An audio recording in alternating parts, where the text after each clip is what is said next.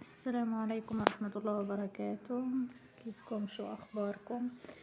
بحب أشكر كل المشتركين الجداد والقدامى اللي شرفوني في القناة، وبحب أشكر أختي وصديقتي قناة زهرة المطبخ من غزة، لأنها هي اللي حاولت نشر قناتي.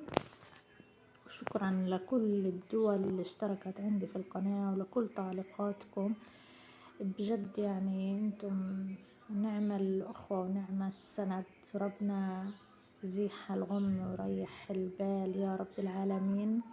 اليوم حبيت أعرض لكم المفتول الفلسطيني. الحمد لله على النعمة.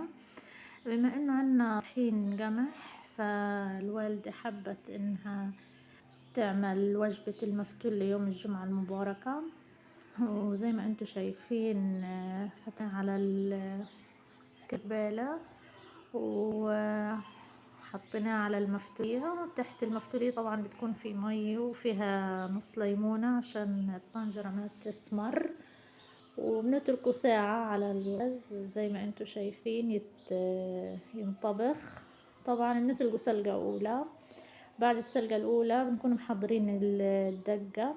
الدقة عبارة عن فلفل أخضر يعني حسب رغبتكم، وعين جرادة وملح وبصل. بس طبعا ما حطيناش عليه بصل لأنه البصل سعره غالي، والبصل المعروف غير متداول عنا حاليا. عنا البصل الأخضر، ما بعرف إذا بتعرفوه. زي ما انتم شايفين هذا بعد ما انسلق سلقة تانية واستوى تمام. هاي اليخنية اللي هي عبارة عن بندورة وبطاطا وصلصة وعصفر وكمون وفلفل أسود وملح، وما حطيناش بصل طبعا. وبعد ما ينطبخ طبخة تانية بنحط عليه سمنة وزيت زيتون. هنا عنا حمص برضو، نقعنا حمص منقوع، بنحط حمص عليه.